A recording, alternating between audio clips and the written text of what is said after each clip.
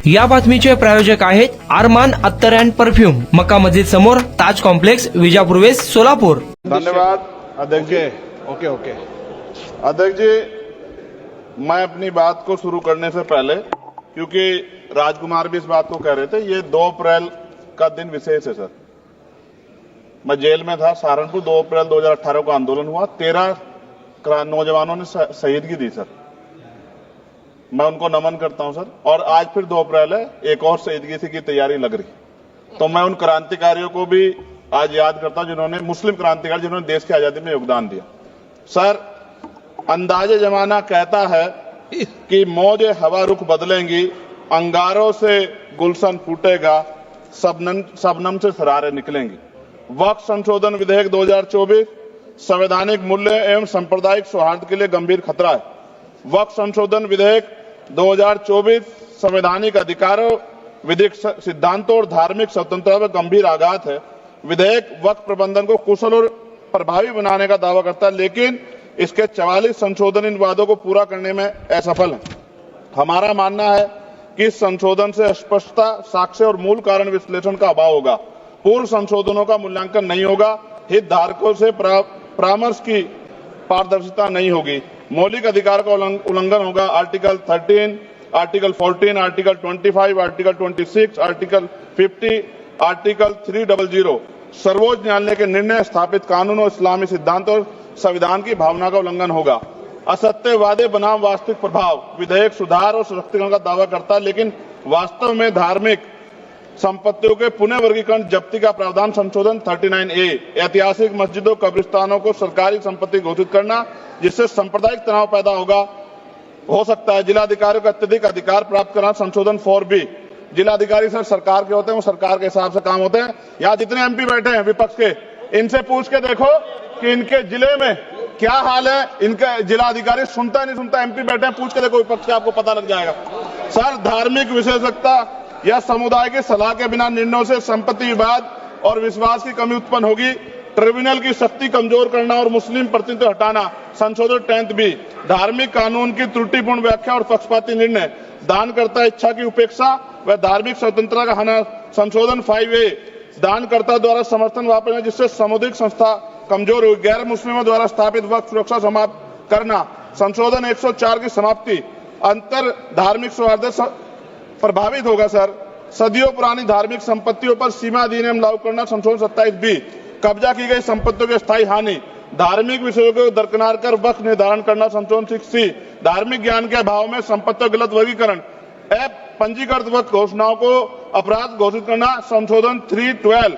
भय के माहौल में धार्मिक दान में गिरावट, मनमाने सर्वेक्षण को और वर्गीकरण की अनुमति देना, संशोधन 8A।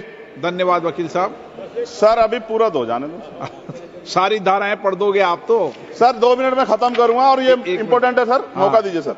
बिना जवाबदेही के बड़े पैमाने पर वक्फ संपत्तियों का पुनः वर्गीकरण, प्रशासनिक भ्रम और प्रभावशीलता को नुकसान पहुंचाना, संशोधन 12D। कानूनी विवादों और कुप्रबंधन को वक्फ बोर्डों की विश्वसनीयता का नुकसान, अस्पष्ट आधारों पर राज्य द्वारा वक्फ बोर्ड को भंग करने का अधिकार, संशोधन 3C। राज्य के व्यापक विरोध प्रदर्शन, धार्मिक लक्ष्य का लक्ष्य, सार्वजनिक हित के नाम पर वक्फ प्रशासन पर पूर्ण नियंत्रण, संशोधन 37C2। व्यापक स्तर पर अशांति विरोध प्रदर्शन, कानून व्यवस्था गंभीर स्थिति।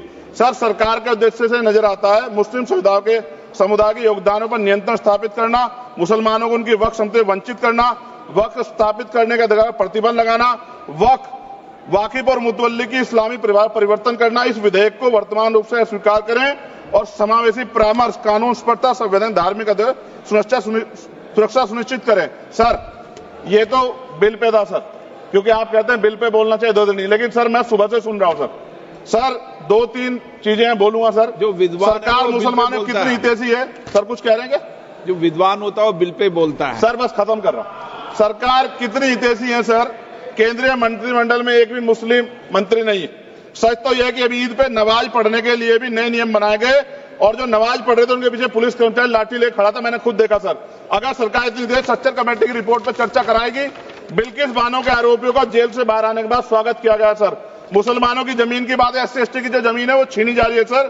कानून से ऊपर उठकर मुसलमानों घरों पर बुलडोजर चलाए गए, सबने देखा। सुरक्षा की बात करते हैं, लिंचिंग की गई, मुसलमान मारे गए सर। कावड़ यात्रा में गरीबों के ठेलों पे सुप्रीम कोर्ट ने ऑर्डर किया कि नाम मत लिखवाओ, देश को मत तोड़ो। अंत में सर बात निकली है तो दूर तक जाएगी। पार्टी सरकार के नेता यात्रा निकाल के कहते हैं मुसलमानों को भगाओ, और कई एक मुस्लिम एमपी पिछली बार सर उनको क्या क्या शब्द निकले, कोई निंदा नहीं हुई सर, और उसका प्रमोशन हुआ। और कभी आपके नेता कहते हैं सरकार गोली मारो, और आप हिंदू राष्ट्र की बात करते हैं सर। मेरा ये कहना है सर, मैं इसका पुरजोर विरोध करता हूं और अपनी एक शायरी के साथ खत्म करूंगा। तो बहुत सुनी मैंने आज दोनों तरफ, जब तक ना बदले जालिम हुकूमत का मिजाज, एहतजाज एहतजाज एहतजाज, और ये तब तक रहेगा जब तक सर अपनी सरकार सोच नहीं होती। धन्यवाद सर। कुणाला गिफ्ट द्यायचा असेल तर मग चला ना अरमान अत्तर अँड परफ्यूम मध्ये सर्व प्रकारचे ब्रँडेड अत्तर परफ्यूम एकाच ठिकाणी मिळण्याचे सोलापुरातील प्रसिद्ध ठिकाण अरमान अत्तर and perfume. Ajmal, Rasasi, Ahmed Al Maghribi, Swiss Arabian यासारखे नामवंत कंपनीचे अत्तर अँड परफ्यूम मिळतील। इम्पोर्टेड गॉगल्स मध्ये पोगली, रेबॅन, एलबी, फरारी, गुची, अरमानी आदी नामवंत कंपनीचे गॉगल्स मिळतील। Rado, Rolex, Armani, AP, Hublot या कंपनीचे लेटेस्ट इम्पोर्टेड वॉचेस उपलब्ध। त्याशिवाय टेबल लॅम्प, बखुरदानी, मसाज गन, इम्पोर्टेड अगरबत्ती, हेअर ड्राय, फिंगर रिंग्स या वस्तू खरेदीसाठी एकदा अवश्य भेट द्या। अरमान अत्तर अँड परफ्युम्स, मक्का मस्जिद समोर, ताज कॉम्प्लेक्स, विजापूर वेस्ट, सोलापूर।